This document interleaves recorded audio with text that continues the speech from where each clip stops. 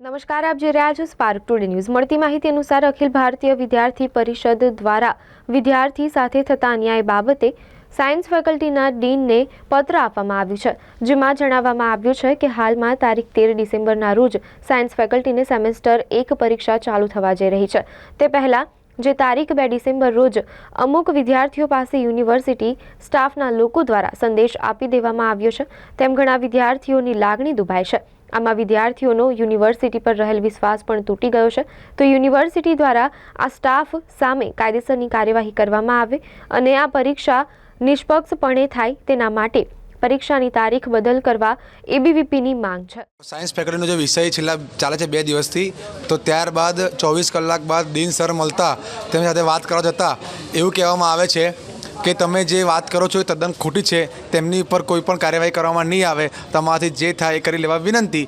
એનો video recording બી દરેક કાર્યકર્તાઓ સાથે ઉપસ્થિત જ છે અહીંયા। તો આ જે ડીન સર છે, ઇન્ચાર્જ ડીન છે, તેમના જ્યારે વિદ્યાર્થીના પ્રશ્ન સાંભળવામાં નથી આવતા તો એ વસ્તુ તદ્દન ખોટી છે।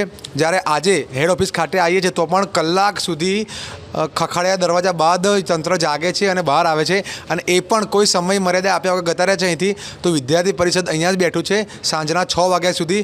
જો આજે જવાબ આપવામાં નહીં આવે તો કાલે આનાથી ડબલ સંખ્યામાં વિરોધ પ્રદર્શન કરવામાં આવશે। જો જરૂર પડશે તો પુતળા દહન પણ કરીશું અને રાજીનામા માગવાની જરૂર પડશે તો રાજીનામા પણ માગીશું। કેમ કે દરેક વ્યક્તિ પોતાના સાથી કામ કરતા લોકોને બચાવવા માટેનો પ્રયત્ન કરી રહ્યા છે, એકબીજાની ઉપર ઢોળી રહ્યા છે। કેમ કે જો નામ આવશે તો દરેક લોકોનું નામ આની અંદર ખુલશે અને બહુ મોટું કૌભાંડ ચાલે છે યુનિવર્સિટીમાં। આજે સાયન્સ ફેકલ્ટીનું બહાર આવ્યું છે, આના મહિના પહેલાં આર્ટ્સ ફેકલ્ટીનું પણ બહાર આવ્યું હતું, એના પહેલાં કોમર્સ ફેકલ્ટીનું પણ, કોમર્સ ફેકલ્ટી તો રોજ બહાર આવે છે। તો ટર્ન બાય ટર્ન દરેક લોકોના પ્રૂફ જેમાં આવે છે તે પ્રમાણે વિદ્યાર્થી પરિષદ જાગતું રહ્યું 24 કલાક, જરૂર પડશે 24 કલાક આંદોલન કરશે। કેમ કે વિદ્યાર્થી જોડે અન્યાય થયો છે, દૂર થવો જોઈએ। અને બીજું કે ડીન જે વસ્તુ છે એ વિદ્યાર્થીના પ્રશ્ન સાંભળવા માટેની વસ્તુ છે, હેડ ઓફિસ અમારે આવવું જ ના જોઈએ, ફેકલ્ટીથી સોલ્વ થઈ જવા છે, પરંતુ ડીન દ્વારા ઉચ્ચક જવાબ આપી દેવામાં આવે છે કે આ વસ્તુ નહીં થાય। એ વસ્તુ તદ્દન ખોટી છે, તો તેની પર પણ યુનિવર્સિટી તંત્ર ધ્યાન આપે અને તેની પર પણ જે યોગ્ય થાય એ કાર્યવાહી કરવી જોઈએ। એક મેડમ દ્વારા વિદ્યાર્થીઓની લાગણી દુભાવવામાં આવે છે અને પોતાના લાગતા વળગતા સારા વિદ્યાર્થીઓને ડેટ આપી દેવામાં આવે છે, પરંતુ નાના ઘરનો વ્યક્તિ, દૂરથી ભણવા આવેલો વ્યક્તિ કે જે સારા કપડાં સારા વ્યક્તિ સાથે નથી રહી શકતો, એ લોકોને આની સાથે દુરુપયોગ અન્યાય થાય છે અને પોતાના લાગતા વળગતા વ્યક્તિને જ આ વસ્તુ કરવામાં આવે છે।